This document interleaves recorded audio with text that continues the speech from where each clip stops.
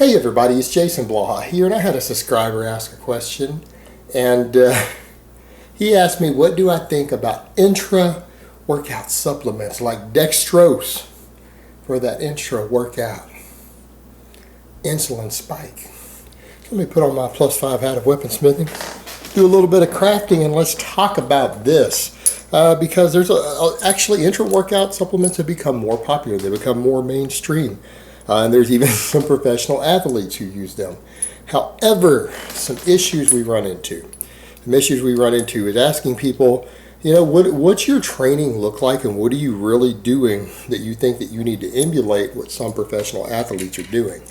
And here's what I mean when it comes to things like these branched chain aminos intra workout, these sugar supplements, because that's what dextrose is. And by the way, dextrose is insanely cheap. The fact that you're buying something like this as a supplement that you could order bulk for pennies yourself, that you're actually paying for it in a supplement, it's a really, really cheap sugar.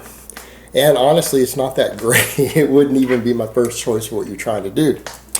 But I've got to ask people, what are they doing with their diet and their training that they think they're really going to benefit from these things? When you see guys who say, well, I took them and I was stronger and I benefited, do you know that, or was it a placebo? You know what? You could also get the same placebo effect from this if you convinced yourself you're going to have a really good workout and coached yourself up, and then you would need a supplement to do that. Because factor that in, the placebo effect. Talk yourself up enough on your way to the gym and you'll have a good workout also. It's called self-programming, self-actualization. You tell yourself when you get up, you're on your way to the gym, say to yourself in the mirror several times, I'm going to have an amazing workout. I'm going to be strong. I'm going to lift everything that I plan on lifting. The weights are going to feel light. And everything is going to go exactly as I planned. I am strong as fuck. I'm feeling strong as fuck. I know I'm strong as fuck. You can self-program yourself by saying these things out loud, and it actually works. It works just as well as a placebo does, because that's possibly what you're getting. And it's free to tell yourself that in the mirror, that you are strong as fuck. And you're going to fuck these weights up. It's that simple. Now, that being said, because the guys who benefit from this stuff, the people who really benefit from intra-workout nutrition are usually endurance athletes or people doing very extreme volumes of training. Now, I'm going to assume you're not coming in and doing an hour of GPP work. Are you doing farmer's walks with 150 pounds in each hand, back and forth for an hour, rotating those with hitting tires and sled drags and all this stuff for an hour straight? Are you doing like an hour of hard conditioning work? Or are you coming in and lifting some weights? And what I mean, are you coming in and doing 3 sets of squats, 3 sets of leg presses, some leg extensions, some leg curls, and leaving?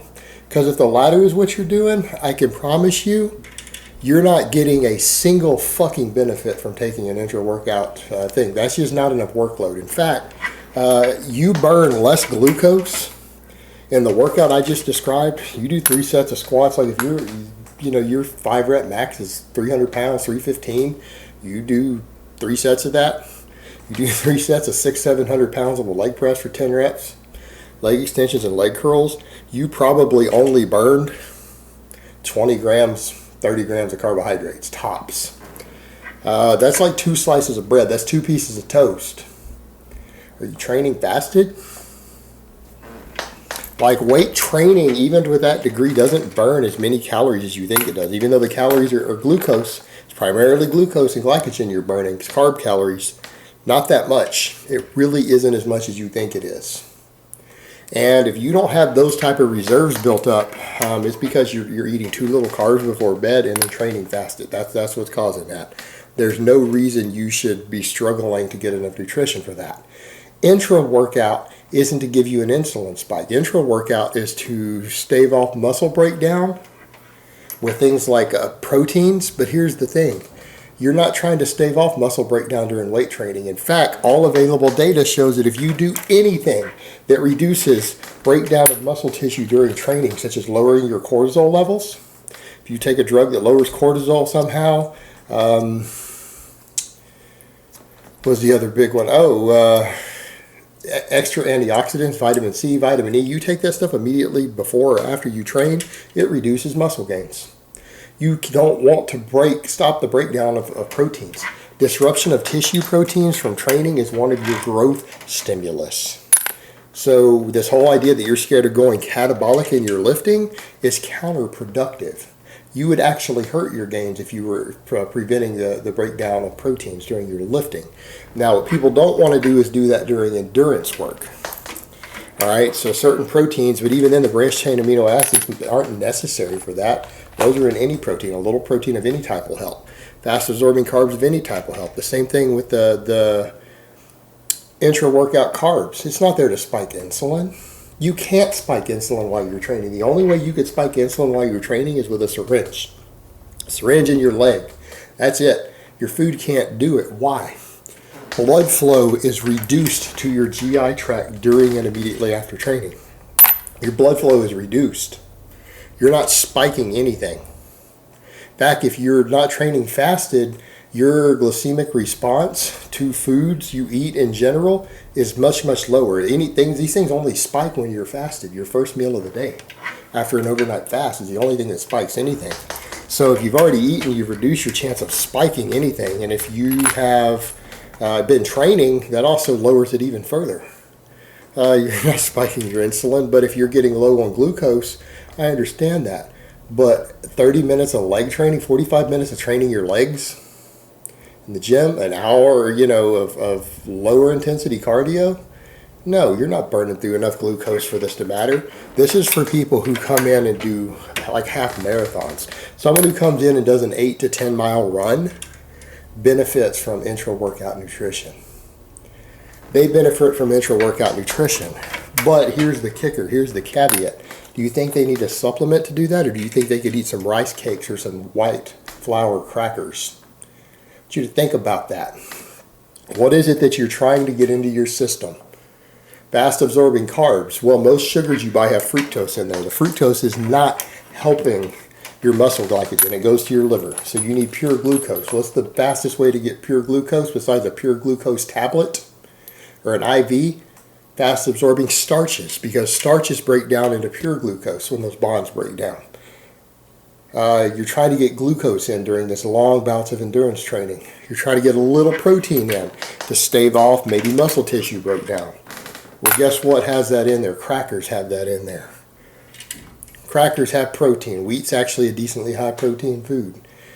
Eat yourself a package of crackers, a half a package of crackers in the middle of your run. You know what? There's almost no fiber, almost no fat. It digests really fast, absorbs fast, requires very little digestion. It's just as effective as a supplement.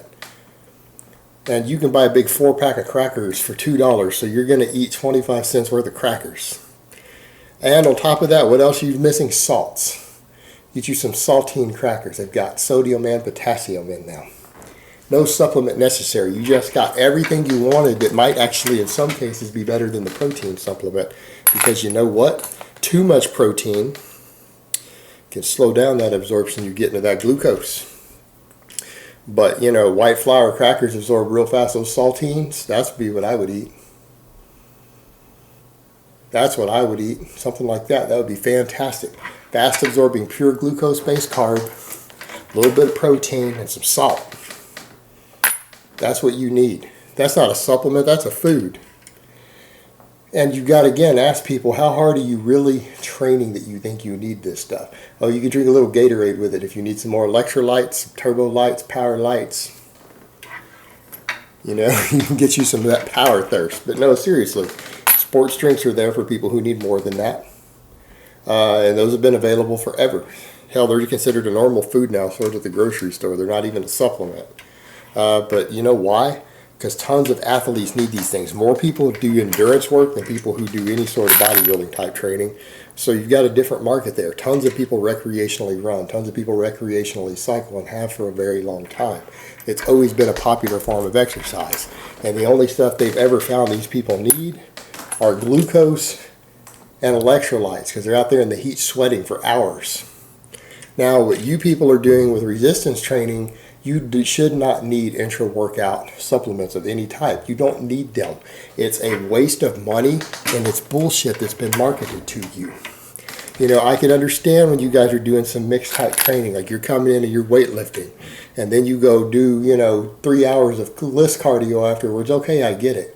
you're going to need to replenish yourself. But you don't need dextrose. You don't need a protein supplement with that. You need just something with fast absorbing glucose and some salt in it.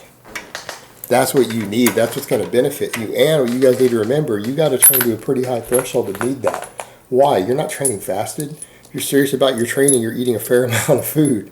Your glycogen stores are full. You should have full glycogen stores when you start training. You shouldn't deplete them enough to benefit from this. And remember, all this post-workout stuff, anytime people have seen benefits from this post-workout supplements are people who train fasted. And it's, again, it's not this, they're not getting a real benefit. They're just losing some of the negatives of training fasted if they get fast absorbing stuff in immediately. You need to understand, they're not like, oh, let me fast so I can get a benefit. No, it's that it offsets some of the negatives of training fasted. But this intra-workout stuff, you shouldn't be worried about that. Again, I can understand post-workout for certain things, but intra-workout means that your training is so long and so intense that you're depleting glycogen and depleting electrolytes. That's what this stuff is useful for.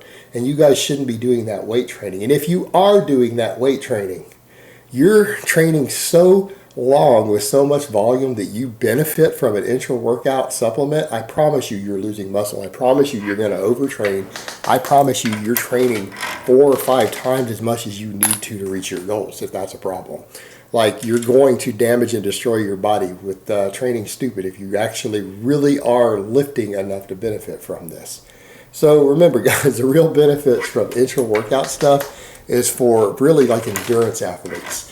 And if your training consists of anything less than 3 to 4 hours of non-stop continual training, you're probably not needing these things. And if you are, you probably just don't eat enough in the morning before you train or at night before you go to bed. That's probably your problem. But, you know, not to say that isn't a problem for some people in the fitness industry, because people are scared to eat carbs before they go to bed. So maybe that's half their problem. Maybe that's why they're so depleted when they go to train and they feel like they need pre-workout supplements, intra-workout glucose, and post-workout glucose and protein just to recover and to be able to train. Why? Probably because they don't have full glycogen stores because they're scared to eat carbs before they go to bed. This is a fixable problem. Eat some carbs before you go to bed, and maybe you won't need all this shit anymore. Eat you some carbs when you get up in the morning too, instead of thinking, oh, if I eat carbs, I'm not going to burn fat in the morning. If you do stupid shit like this, don't complain when you need stupid products to help fix your fuck up. Because that is basically the problem. You don't know how to eat. You don't understand how to eat for performance because you bought into a bunch of hype and bullshit from some crazy ass bodybuilding gurus. If you throw all that garbage out the window, you won't have a use for these products anymore. You'll find just normal food and a sensible eating plan will get you your results. All right, guys, but that's really all I have to say on that today. I hope it's been informative, and I will talk to you guys next time.